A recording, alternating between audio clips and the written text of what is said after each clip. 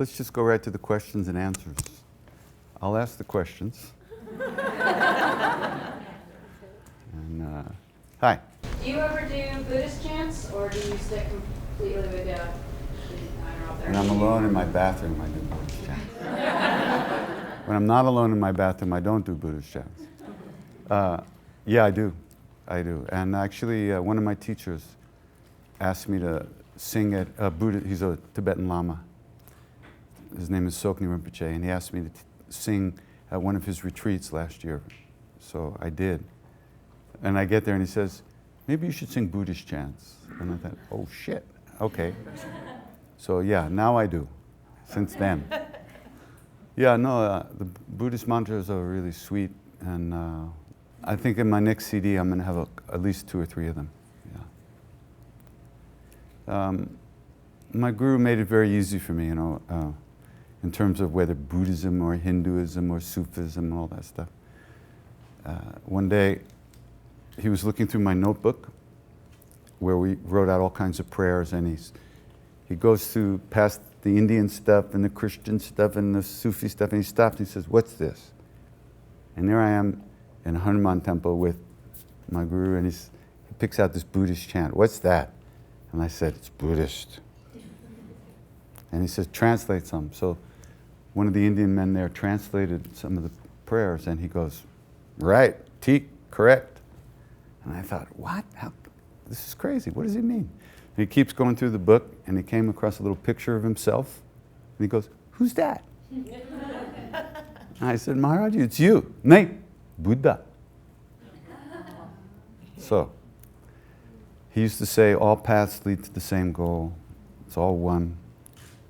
And so that just made it easy for me. I don't have to worry about whether I'm doing what I should do, can I do this, can I do that? I just do what works for me, whatever it is, at any time, 24/7. Hi. I was just curious about just hearing maybe some more stories about you and Maharaj-ji, and I was wondering if you had come to kind of a peace in your heart about not being there for his passing. Ah, right to the core.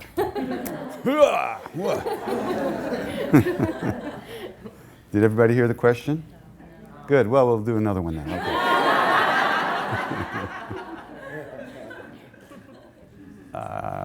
She wanted me to say some more about Maharaj-ji, and also to tell her whether I was at peace now after he died, because after he died I had a very hard time, because I had fallen in love with him in a very emotional way also, as well as with spiritual kind of awareness. But I had also, being with him physically, was like the only thing that ever worked for me. Really worked. And I'm talking, I tried everything. Okay? And the only thing that really worked for me was being with him physically, because I didn't know that kind of love existed in the world. I had never been anywhere near it before. And there I was sitting with it, and I didn't want to let go of it, So, in order to help me and everybody else who had gotten attached on the wrong level to the physical part of him, body, he left the body. And then I was destroyed. I thought, that's it, it's over. It's over. I lost it. I lost my only chance to be happy.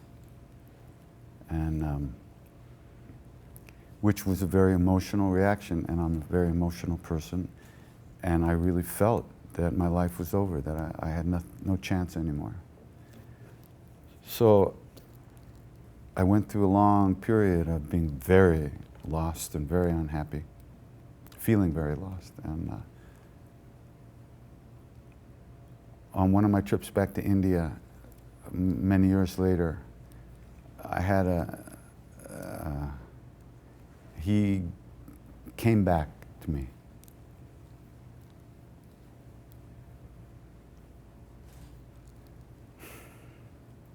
And he showed me he had never left me for a second.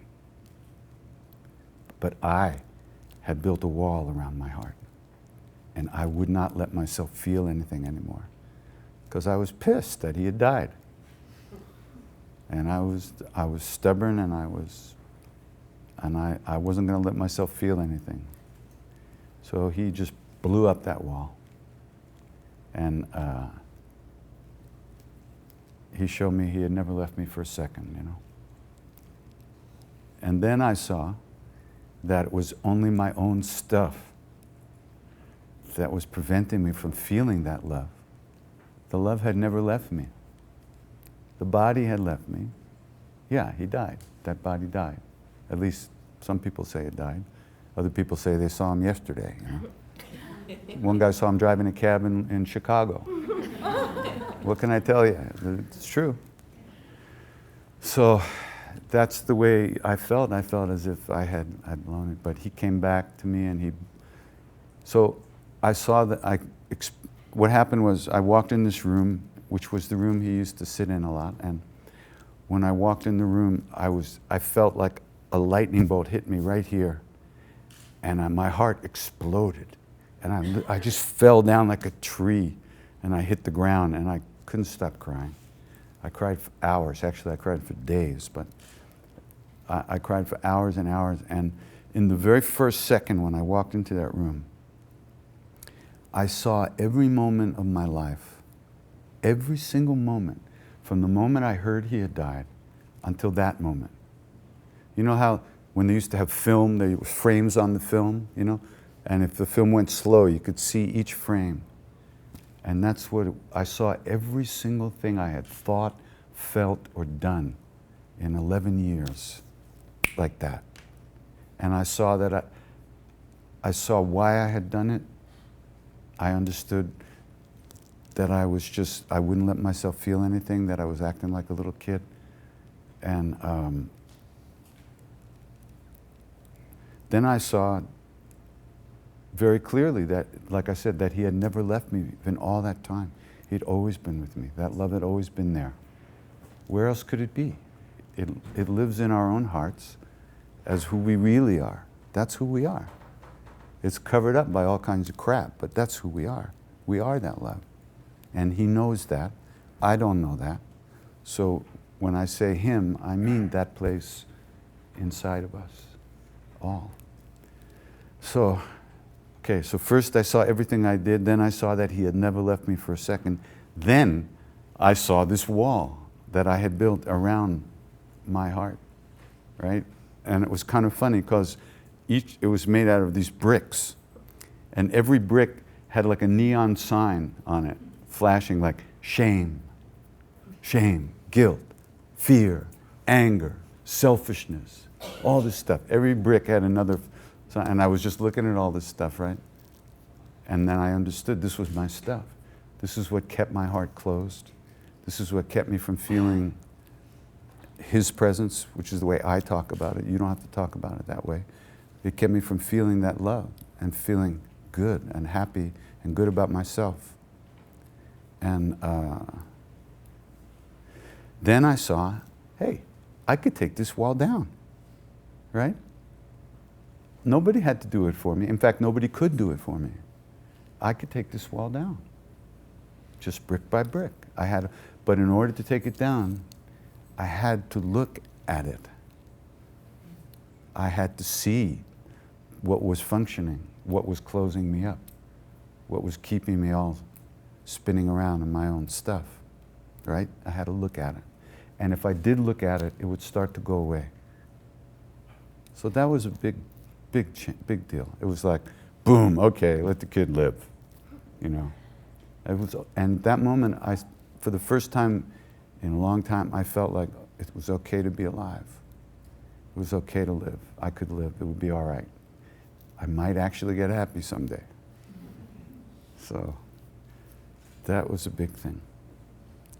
And what could I claim, right? Did I do it? No, I was just moping around. It was grace. It was grace. I wanted it, but the fact that it came to me like that was grace. And grace is always here. You know, one of the definitions of grace is that you don't deserve it. Nobody deserves grace. That's why it's grace. We're all closed up. We're all screwed up. We have all kinds of reasons. We have all kinds of reasons for feeling unhappy and not letting ourselves love and be loved. But every moment or any moment we touch that place, anything that opens us up, shows us that the grace is always here. We just have to get in touch with that longing. Can't deny the longing. You have to be honest with yourself. Because if you don't cop to the very stuff that's preventing you from feeling your own love, feeling your own heart, what's going to happen? If you don't clean your own room, where are you going to sleep, you know? So, we have to clean our hearts. That's our job. And as soon as we clean off some of that crap, we see what's really in there. There's a prayer called the Hanuman Chalisa, and the first line of it in English says, I take the dust from the lotus feet of the Guru, which is that love, that presence that's always with us. And with that, I clean the mirror of my heart. Right? Our hearts are like mirrors. Our being is like a mirror.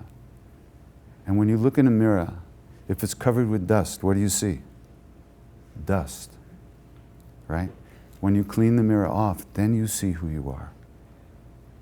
So all the practice that we do is designed to clean the mirror of our hearts so we can experience who we already are and what's in there. You know, we're not getting something from the outside that we don't already have. It's impossible. Nobody can give this to you. We are it already. So when we do our practice, that's what's happening. Every time we come back to being aware of something, like if we're chanting, we chant, and then you realize you've been thinking for the last 20 minutes and haven't been paying attention. So you come back, and then another 20 minutes goes by and you go, oh shit, I haven't been paying any attention. You come back again. That's the practice, coming back, right? Coming back to the chant. So same in an asana. You can't stand on your head if you're not paying attention. It's kind of a setup, you know. You better pay attention. So it's all about you keep coming back to here and now, and that awareness gets deeper and deeper and sweeter as the time goes on. Yeah. In your book, you talk about you did the upasana meditation retreat several times. Sure. What did you find in that? And have you ever felt the need to go back to that? Have I ever? I felt the need to go back to do that type of meditation since then. What I found with Vipassana meditation was a lot of pain in my right knee. This knee. I did a lot of that in India, and I haven't done a lot of Vipassana lately. When I do a lot of sitting meditation, I tend to do what's called metta, loving kindness meditation. I find that more useful for me, and I think it's very useful for Westerners in general. It's also a Buddhist practice, but it's simply a way of cleaning out a deeper place to sit in your own heart. And it's called metta, M-E-T-T-A, loving kindness is what it's called. Vipassana is also a Buddhist practice, and it means insight, essentially. But I chant mostly. That's what I do. That's my practice, mostly. But I do other things too. But I haven't done any Vipassana as such. I've done other types of meditation. But it helped you find clarity through your journey? Nah. No? See, the whole idea of me finding clarity, this is the illusion. This is called wrong thinking. What is not clarity is me. Is my sense, the fact that I think I am who and what I think I am. Do you know what I'm talking about? You think you're you, I think I'm me. You think you're you. That's called illusion. That's not clear thinking. Thinking you're me, thinking you're yourself. Our true nature is that awareness, is that love that lives inside of us already as we truly are. So you don't get clear as such that way. You just stop thinking negative thoughts, unhappy thoughts, depressive thoughts. That's one aspect of getting clear. You spend less and less time in heavier states of mind, but you don't necessarily know that as such because you're just not spending time moping around the way you used to mope around. But you don't necessarily notice that. Every once in a while you think, wait a minute, I don't remember the last time I moped around the house. Let me try it again. And you try it and it's not the same, you know. It's hard to get into it after a while. So then you know that something shifted gradually in you. You know? It's not something you, I mean, there's many ways to look at it, but this is just my particular shtick. I don't think of it as something to achieve. Like, one day I'll understand it all. I'll have that aha moment and I'll never come down, you know? That's misleading. Eventually you're just here. You did go back 5 times in a row, though, didn't you? 5 times in a row. Oh, to the meditation course. Yeah. We did 5 in a row, 10 days in a row. Yeah. And then like an afternoon off, and then we start again. Oh, sure. Well, we're in India. There's nothing else to do. What are you going to do? There's no TV, no movies. All the movies are in Hindi. Forget it. What else are you going to do in India? No, I mean, at that point we were doing, you know, it was a particular time in my life where I did a lot of that practice. But what I kind of feel as a Westerner who's been doing this stuff a long time, I think we tend to get very caught up in trying to get something, you know, and that there's a subtle thing. We're going to get something that we don't have. If I can only do like 5,000 sun salutations in a row without breathing, I'll get it. You know, I mean, so I just don't prefer, I don't think like that anymore. I just sing and I don't worry about it. You know, you just live. Why are you doing this practice in the first place? To become a great yogi? You want doing it to get happy, to have a good life. You could start now. You don't have to wait. Be a good human being. That's why practices give us the strength to be real human beings. The great beings, the great saints, they are real human beings, full, complete human beings, perfect. And what do they have? They have compassion. They have kindness. They have peace of mind. They have happiness, right? They have those things. That's all they have. And they're universal in that. They don't go around thinking, hey, I got so much compassion. You know, oh, I'm so humble. God, I can't believe it. They don't, that's not how they think. They're just, we have this obsessive flow of thinking, right? I'm this, let's do that, I'm this, I feel this, I'm going to go there, I'm going to do this, I'm this, why am I doing this? That's who we think we are. When that's not there, we got everything we want. So you just keep coming back when you're doing a practice. It's not about understanding in your mind. It's about letting go of the stuff that pulls you away from yourself over and over. And that takes being aware. So you sing for an hour. If you're actually there for like 10 seconds, it's a miracle. A miracle. When you really begin to look and notice how much you're not here, you know, it's amazing. So all these practices are designed to bring us back home. Home, which is in here. Yeah. When you started your talk, you said that you wanted to ask the questions. Do you have a question? Do I have any questions? Yeah, why are you here? Really, what are you doing here? Why'd you come?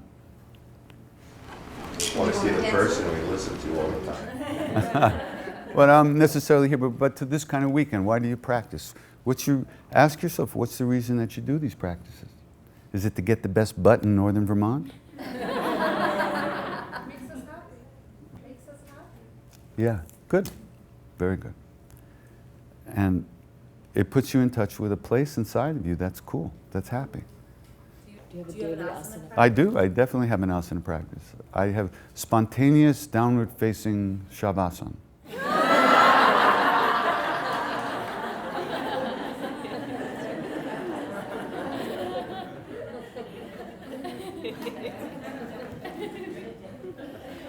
On alternate Thursdays. Yeah, I do some asanas. I do. But I'm not a real, I do them so I can stay limber and so I can get out of bed in the morning. And I can sit for long hours without moving. When I started doing asanas when I was maybe 17 or 18. I think it was in 1832. And when I started doing them, I knew I wanted to develop the ability to sit for long periods, cross-legged, without moving. That was what I had in my mind. I should have also asked that I should be able to walk. That's all I should, now I can barely, but I can sit forever. So, no, I do some asanas, pretty regularly, but nothing too advanced. I just try to, stay limber. Keep the stuff moving around. Hi. So, would you share with us what a typical day is in your world? Is everybody over 18 here? Is everybody over 50? My typical day is, there is no typical day. I spent the last 3 weeks now on a bus from Seattle to here with a bunch of crazy people who I love dearly in the band. And our typical day is we finish singing at about 10 or 11. We get in the bus, we go to sleep, and we wake up in the next city. And we find a place to take a shower and a poop. And then we do it again. And that's it. But when I'm home, I try to sleep as late as humanly possible. And that's, it's a very, my life's gotten very weird. I never thought, it's completely centered around chanting. Being able to chant, that's why I do asanas and all the other practice I do, is to be able to make it to the chant and actually give it my best shot. I don't do anything else. I mean, I go to a movie once in a while and I watch as much TV as I can. But other than that, it's just a simple day like anybody else, I guess. What do you do every day? I don't spend a lot of time on the bus. Okay. Well, there's a difference there. Yeah. Before you got to this chanting journey, were you going down any sort of regular path, like a regular job, 8 to 5 sort of thing? Did you have, no, you just have always been on this Unfortunately, there's been nothing regular about my life that I can remember. Very weird stuff. Extreme this and extreme that. I don't know. It's kind of my nature,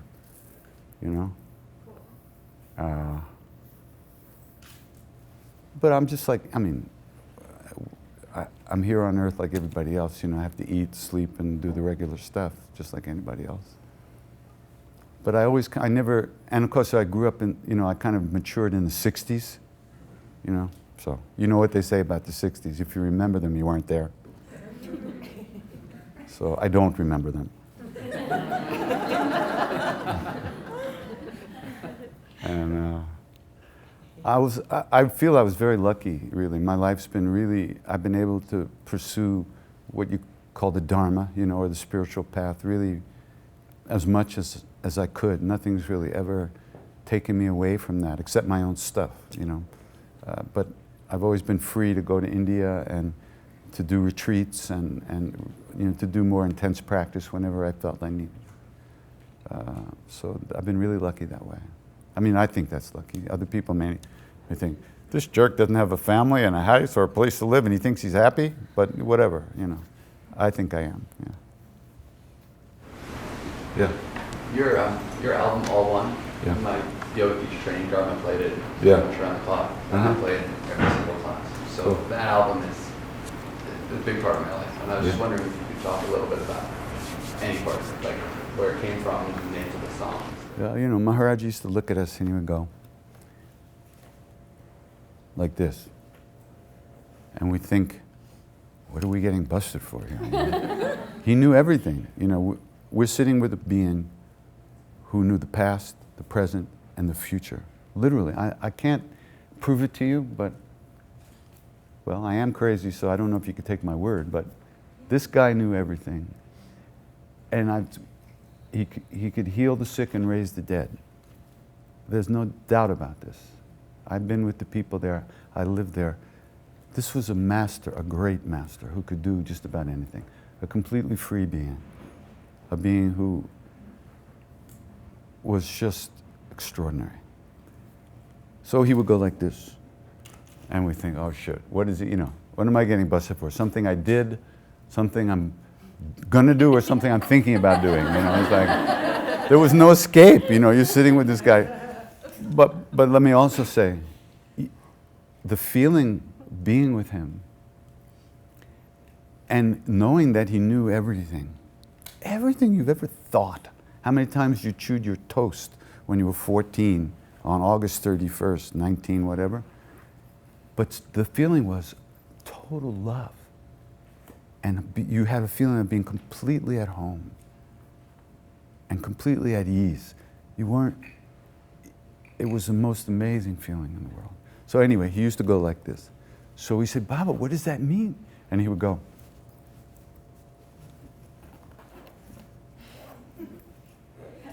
What does that mean? Then he would say, many names, many forms, many paths, all one. So that CD is kind of a play on that. You know, it's one mantra for the whole CD, the Hare Krishna mantra. And it's just all one. It's just all one thing. And doing it was great. We were in the studio for like 3 days. Nobody wanted to leave. You know, we did it live, which means we all played together instead of what they call multi-tracking, where you lay down one instrument first and you add on top. We were all playing together in the studio. It was fantastic. And then we brought in, after it was recorded, we brought in like 30 or 40 people also to sing along, sing the responses, because you can't do that at the same time. And get a good recording. So, yeah, it was, and I thought this would give people the opportunity to go deeper, you know, by doing one thing over and over for a longer period of time. And the guy who had produced my previous 2 CDs didn't want to do that.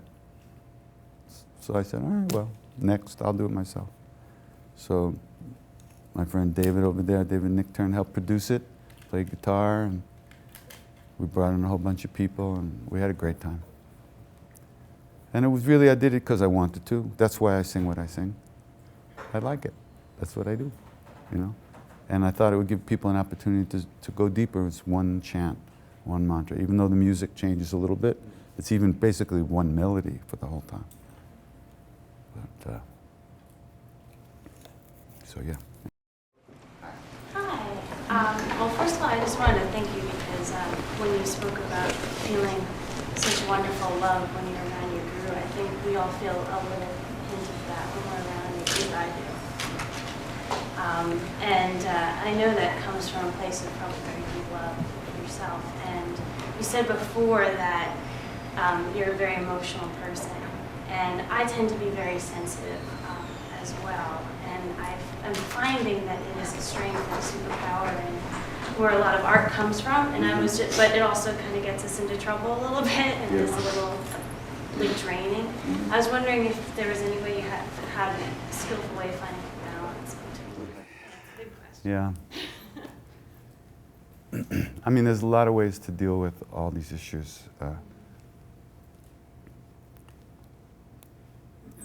If you take it as your basic nature, you know, that you're emotional, you connect things emotionally, then, I mean, there's all kinds of things you can do, but at least in terms of practice, you should try to find that intensity when you do your practices also. Take the time, even if it's 5 minutes, but really try to really be there and give yourself to it completely. You know, don't rush through a practice, and really be there. And find that channel, get your energy, bring yourself to it completely. There's a positive and a negative to everything. There's emotions the power of emotions. In India, there's a word called bhavana, which is, it really doesn't have an accurate word in English, but it's an emotional surge towards that love, in that love, right? But it transcends emotions because it's so powerful that it takes you into a deeper place. So if you can take your emotions and move them in that direction, and connect more deeply to your practice or to yourself in a way, then the heavier parts of those things will tend to fall away. But when you're stuck in something, see, that's, you know why they call it practice? You got to do it. Because if you don't do it, it don't work. And you have to do it when you don't feel like doing it. You have to do it regularly. Because through regular practice, you get used to that moment of sitting down. Like my friend Sharon Salzberg, who teaches metta, loving kindness, she says the most important moment of practice is actually sitting down to do it. That first moment. Because without that moment, the other moments don't follow. And in order to sit down, we're so busy. We're doing so much every day. To find a few moments to be quiet, it's not easy. It's not easy, Because the true blood's going to start in 15 minutes. But you've got a half an hour practice to do. So you do a half an hour practice in 15 minutes, So,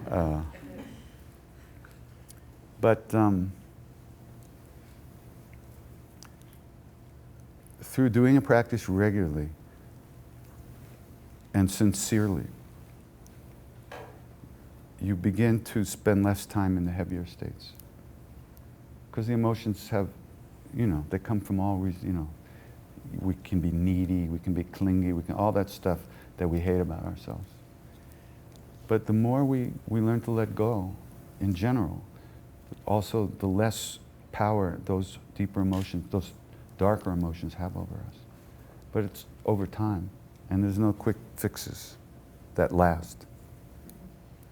Anyway, but the importance of practice is to do it regularly over time, and to always try to be in touch with why you're doing it, Don't just, okay, here we go, next, okay. Or you sing a little bit and then you're finished, Try to remember you're trying to connect to something real. You're trying to be here for a moment, Trying to actually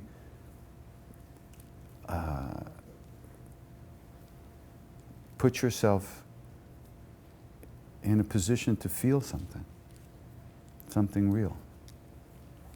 And when you do. So, and you can do that. Everybody has that in them, and everybody has that possibility. If you just pay attention, if you take the time to allow yourself to feel the deeper feelings, to quiet down. But it's hard. Who teaches us how to do that? Our parents? Growing up, they taught us to sit and meditate. They said, they said, shut up. They didn't say, be peaceful. They don't have peace to teach us. It's not their fault. So if we're doing these practices, it's because a part of us knows what it wants already and is going towards that already.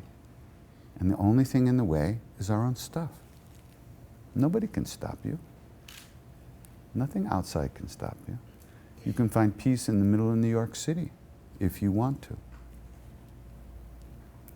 So, yeah. Speaking of teaching peace to kids, have you ever taught chanting to kids, and how could you do it without making it a religious or spiritual experience? Well, I sang with kids a few times, but they already knew me because they'd heard the CDs. They were ready to sing along. I didn't have to sing anything. And they probably know the meanings of the chants better than I do in the real, they're just singing Gopala, Gopala, they're happy, you know. And I'm singing Gopala, Gopala. And I'm worried about my mortgage. I don't know, you know, they don't have those same things. So, but the way I chant is not, you know, I just sing. I don't know what, you know, it's not a religious thing for me. It's not about religion. And when you say it's spiritual, I don't even know, what does that mean, you know? I mean, I just do it because it works for me. It frees me up. I feel like all of a sudden, you know, things get back into perspective, you know? And they don't necessarily all everything doesn't become clear, like, you know, oh, now I understand. But oh yeah, okay. I can let go, I can just be here and do it. And from that comes deeper and deeper stuff. But I don't have a lot of stuff coming from the outside in terms of ideas about what should happen and what it's really about, you know, at this point. Because, you know, it's very different from India. America is very different from the East, you know. Not so much these days, but just 30 years ago. Now, you got MTV everywhere, and Indian kids walking around Delhi like this with their pants down to here, you know. Yeah, it's just they want to be gangbangers in Delhi. I can't believe it, you know. So, but when I first went there, you know, it was very different. There was a real feeling of ancientness to the culture, you know, that went back and was connected to a simpler time. It was still simple there. It's so complicated here, you know. So when we do practice, we have to overcome so many different things just to sit down and do it. So. I love the Hanuman Chalisa, and I never knew really what any of the words meant until you said the, you know, first two sentences were. And I think many of us might know the names of the deities that are referenced in them, but probably don't know the Sanskrit, you know, translation of it as you're singing. Regardless, it still moves us, you know, the melodies and the call and response and being caught up in it. But I was wondering if you could just speak to the importance or unimportance of the meaning of the words. You know, I usually these days when I'm starting to chant with people, we'll do the first chant, like Sri Ram, Jai Ram, or Sita Ram, and then we'll stop and I'll say, so does anybody know what that means? And of course, nobody say anything. And I say, well, I don't either. And that's the truth. You know, what I chant, the practice is called, in India, it's called the repetition of the divine names, or the sacred name of God. That's a pretty big thing to digest, you know, for a Westerner. I mean, what's God? We got this big guy up in the sky with a beard throwing thunderbolts at everybody, yelling at everybody. You know, that we got to get over that, you know. So in India, God has many faces, many forms, and it's all comes down to opening your heart to that love. All these names are the names of that love that lives within each person as who we already are. It's already in there. It's already, what we think we are is just a covering over it in the first place. So through practice, you start to uncover that presence within us. It happens that way. And so any idea you have about things is really another thought to let go of. And as far as the meaning, you know, the deities and all that, I don't know who they are. Nobody comes to me and says, hey, I'm Shiva, how you doing? You know, I'm just, you know. But when you chant, you get a sense of something, you know. You can't quite grab onto it with your mind, but you feel something. And that's the real meaning of the chants. And that feeling that you have gets deeper and deeper over time, and gets wider and deeper. And I don't even want to say more than that, because then you have it in your head, oh, it's going to get this. Nothing you think it is what it is. It's much better than that. Because anything you can imagine, right? Oh, this must be like that. That's based on your own past experiences, which are all limited to the mind and emotions and the body. And the real thing is much deeper and much more wonderful than anything we can imagine. And it comes to us from within as we open up. And that's the real meaning of the chants. I was once somewhere, and I'm not going to say too much about it, but in this people were trying to tell their teacher trainees that if they didn't understand the deities, they couldn't be good yoga teachers.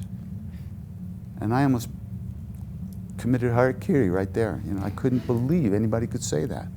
What does that mean? What's the sense? If you're growing up on Long Island, what do the deities mean to you? You know? But peace means something to you. Love means something to you. Openness, kindness means something. Being a good human being means something. What does Shiva mean? Is this some guy up in the sky sitting there cross-legged for 40 million years? You know, what does that mean to us? Nothing. Why should it? Because we can't, it's different for us. We have to start where we are, not somewhere else, not somebody else's way. We're Westerners. We're born here. We have a particular psychological shape. It's just not going to work to try to be somebody else. And especially, I mean, I've been going to India for almost my whole life. For how many years? Since 1970. What's that? 35, 40 years, 42 years? I still an outsider in my, I mean, I still don't really see things the way they do. How can I? I have different experiences. So you start from where you are. Because all the deities live within you as a part of you, as a part of your true nature, not who you think you are, but as a part of that whole universe that's in your own being. So that's the meaning of that. And what you feel when you do a practice brings you closer to that place inside, you know? Uncovers that presence. All the deities are being. They're beings just like us. They're maybe older, and maybe they look weirder than us. I don't know. They probably think we look weird. Why aren't those people blue? But on the other hand, if you feel you have an attraction to that kind of way of thinking and it helps you, then do it. Anything that helps you, do. But be honest with yourself. Because nobody else can be honest with you for you. Only you know if something's helping you, and if it's no longer helping you, try something else. You know, you have to pay attention. What's working for you?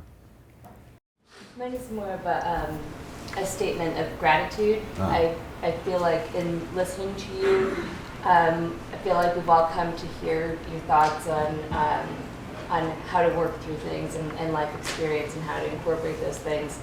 And I'm very much drawn to your first response to the hardest question and the energy that you gave all of us in that very real response. And I feel so much gratitude for that real response that you gave us. I don't know that you were set up to say that, you know, that being your first question. Yeah, right. Thanks. But, I paid her $50. And I was not surprised, but I was very moved by the reality of what you gave all of us, and that was, I needed to say thank you to you for that. You know, one time one of Buddha's great disciples said to him, "Oh Lord, the spiritual life is, the most important things in spiritual life are the Buddha himself and the Sangha, the community, you know, the spiritual friends." And the Buddha said, no. The whole of the spiritual life is your spiritual friends, your Sangha. You know, we get it from the people who have got it, you know. And when someone's a friend, they really, they give you their best stuff, you know, to help you get on with your best stuff. And somebody did it for them, you know. It's just a natural thing, you know. And that's why satsang or sangha is so important. And especially in the way we live our lives. You know, we have so many things to do. We're surrounded by so many people. A lot of times when you're in retreat, you go to a retreat for a week and you get, this is so great. I'll never forget this. I'll never lose this, right? And then, you know, within 24 hours, you're taking Valiums, like, you know, by the handful. Because the guy at the gas station looks at you like you're a criminal, and, you know, and the people in the supermarket look at you like you're weird. Nobody's looking at you like this anymore. And you start to, you know, you start to crash, you know, and so that's what spiritual friends do.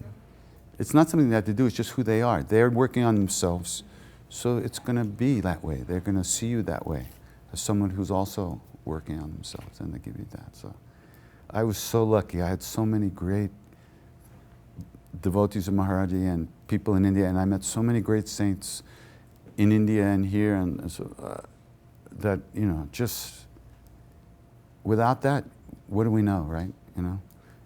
I mean, when I first started getting into this, there were 3 books are out in America about this stuff. There were no yoga centers. There was nothing. So when I went to India and actually met some of these people, I was like, oh, you know, it's not just in books, you know, it's real. You live this, and you can live this, you know.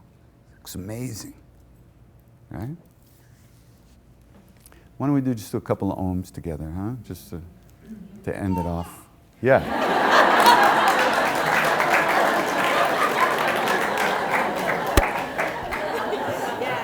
He's been waiting. He's been lying there saying, when is that guy going to get to the ohms, you know? All right.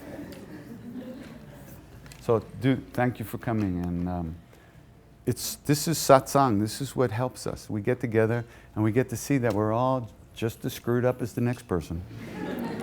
No better, no worse. We're all in the same boat. So that's very helpful. It's very helpful to share these issues, and it helps lighten up our hearts. All right.